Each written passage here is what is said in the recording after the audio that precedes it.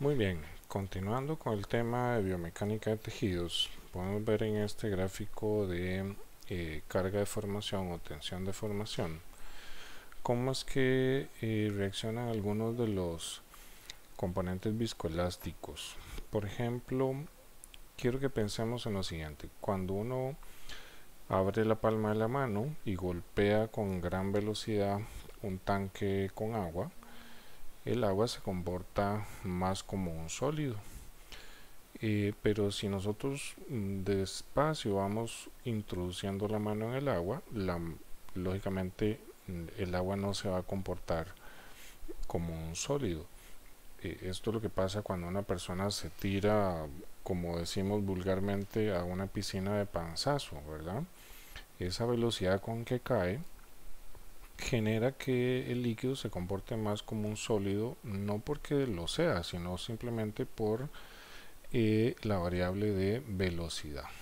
Entonces, aquí lo que vemos es en esta primera línea, vemos que si un tejido es estirado, esto lo marca la línea constante, esta que estoy marcando acá, estiramos el tejido y luego lo soltamos, que sería la línea punteada.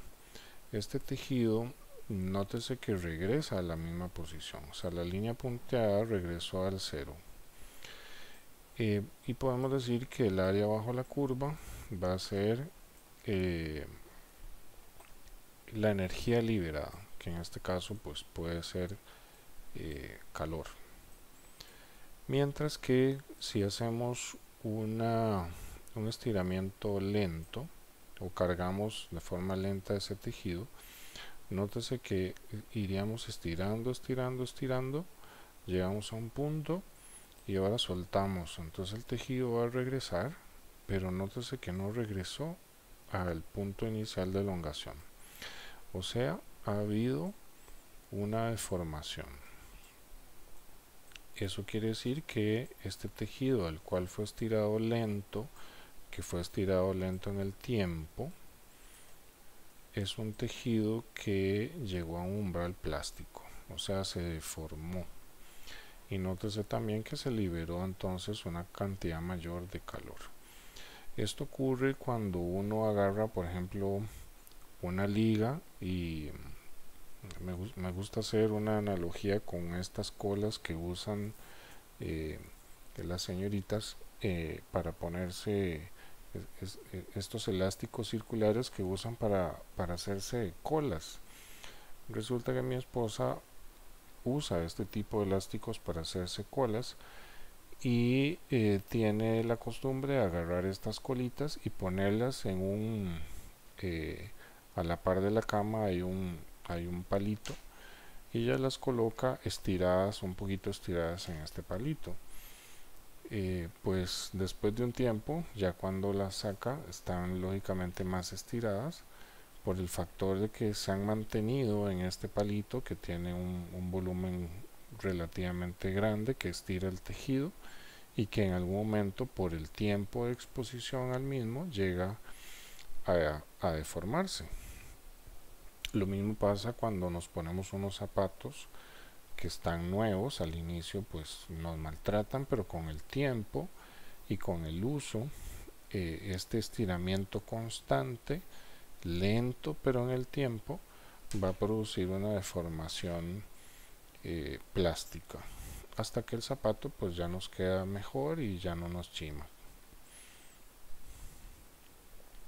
Entonces acá introduzco el término fluencia, conocido en inglés como creep. El creep es la deformación continua que va a tener un material ante una fuerza constante. Entonces, por ejemplo, acá vemos que está la mano del fisio haciendo una fuerza, digamos que es una fuerza de 10 newtons, por decir algo. Y esa fuerza de 10 newtons se mantiene constante en ese rango de movimiento. Y pasa un cierto tiempo, como vemos acá, y después de ese tiempo, aunque el fisio no ha aumentado la fuerza, nota que el rango de movimiento cambió. por la razón de que los isquiotibiales se estiraron y todo el tejido neural también se estiró, y eso permitió entonces que la pierna se moviera hasta allá. Repito, no hay un cambio de la fuerza, simplemente el tiempo sería el factor, como vemos acá en la curva. El tiempo es el factor que hace que se produzca esta modificación. Por lo tanto, si yo quiero hacer un estiramiento isquiotibiales como aparece el joven acá en la foto, y quiero ganar rango de estiramiento de este grupo muscular, debería mantener ese estiramiento en el tiempo y practicarlo varias veces a la semana. Si no, no voy a tener esta variable de creep a mi favor. También se puede producir relajación por tensión. ¿Qué es esto? Bueno, es la disminución de la tensión que sentimos o de la resistencia que tiene el tejido a la elongación. Entonces, supongamos que nuevamente sostenemos acá la pierna, ¿verdad? Estamos haciendo el estiramiento, y lo que ustedes van a notar es que, como decíamos antes, los isquiotibiales empiezan a estirar, la piel se empieza a estirar, el ciático se empieza a estirar, y entonces en el tiempo uno percibirá que necesita menos fuerza para mover a esta persona, porque ya el tejido se ha adaptado en el tiempo. Entonces vean que la fuerza ahora es menor. Conforme pasa el tiempo, la fuerza que el fisio tiene que hacer para estirar esa pierna va a ser menor.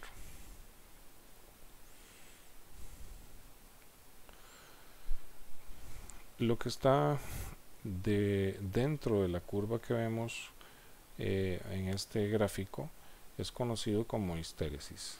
La histéresis es cuando un tejido es elongado y vuelve a su estado de menor tensión, va a perder calor. Entonces lo que vemos acá es un tejido que fue estirado, ¿verdad? Estirado a este punto máximo, se soltó y el tejido regresó a su posición inicial. Por lo tanto, este sería un estiramiento elástico, y repito, toda esta área representa entonces el calor liberado, el cual es conocido como histéresis. Ahora bien, veamos un segundo caso donde qué pasa si yo ahora estiro y mantengo la posición, pero luego suelto y regreso a este punto. Entonces nótese que ya no es la misma elongación, el tejido llegó ahora a este punto, por lo tanto se estiró y se deformó.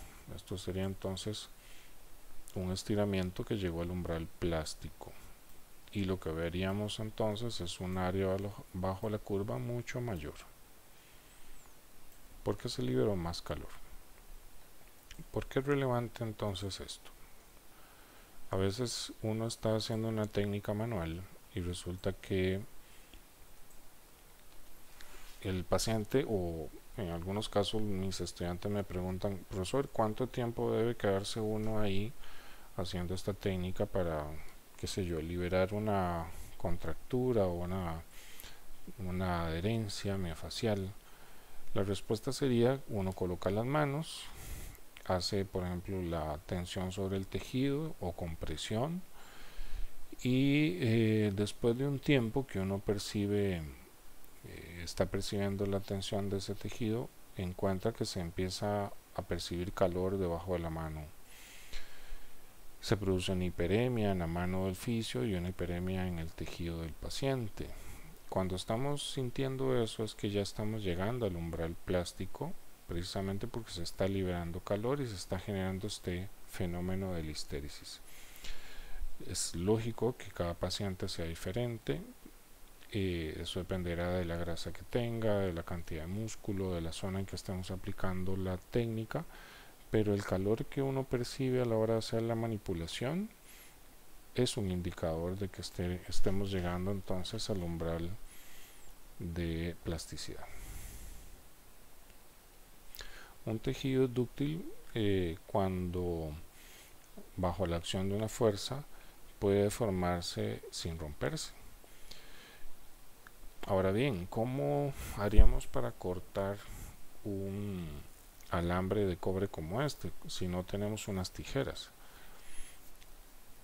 Yo creo que alguna vez hemos cortado un alambre sin algunas tijeras. Lo que hacemos es tomarlo entre nuestros dedos y empezar a oscilarlo. Oscilarlo hasta que se fractura por la cantidad de oscilaciones que le hemos hecho. Esto es relevante porque existen técnicas también de la terapia manual donde uno toma el tejido del paciente muy suavemente y lo empieza a oscilar.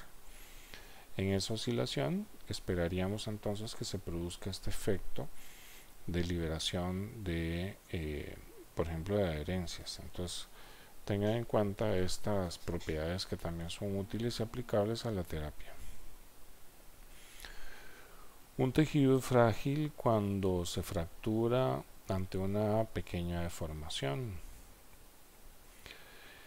Y nótese también acá que un tejido, este es un gráfico donde tenemos tensión de formación de un tejido inmovilizado y de un tejido normal.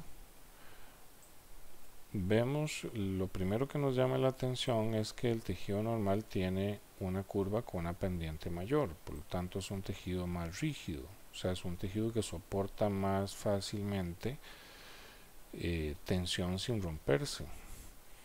Vean que este tejido soporta, si esto fuera 1, esto sería casi que 3, soporta muchísimo más.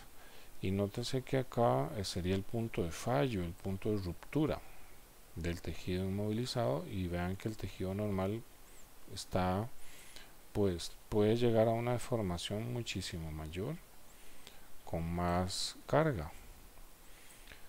Entonces, si nosotros hemos tenido un paciente que ha sido enyesado por una fractura, le quitan el yeso después de un mes y encontramos que esa pierna y esa rodilla está atrofiada, toda su musculatura y el tejido y demás, tenemos que tener en cuenta que ese tejido inmovilizado va a reaccionar de forma diferente al tejido normal de la otra pierna que no estaba enyesada.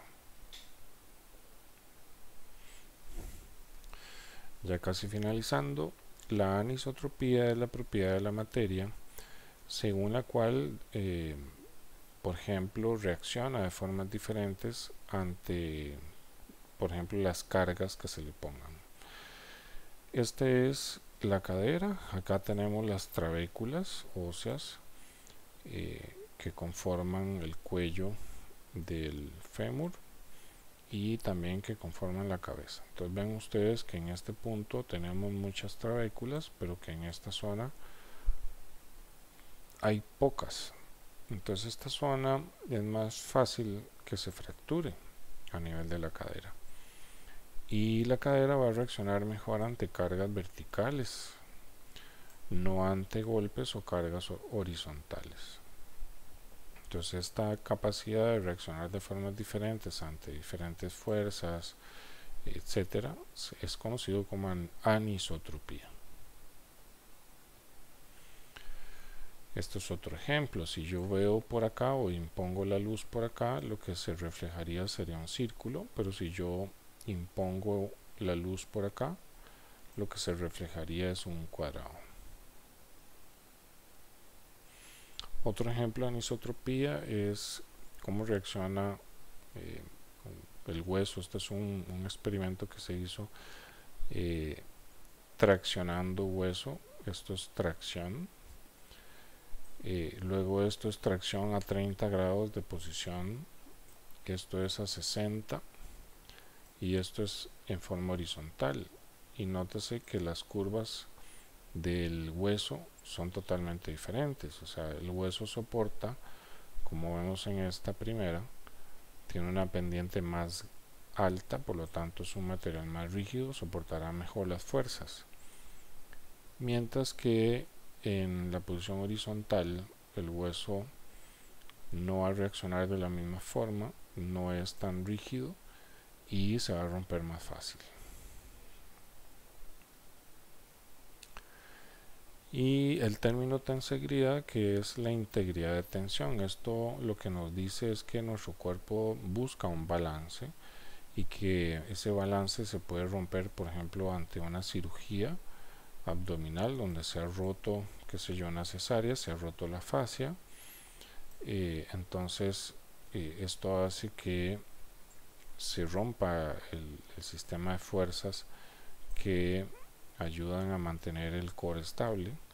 Entonces habrá que trabajar de alguna forma para restablecerlo, porque si esto se rompió, no solamente se va a afectar el abdomen, sino también puede afectarse la espalda, las piernas, y es probable que esta persona tenga dolores de espalda por la falta de estabilidad ante esta cirugía que se le hizo.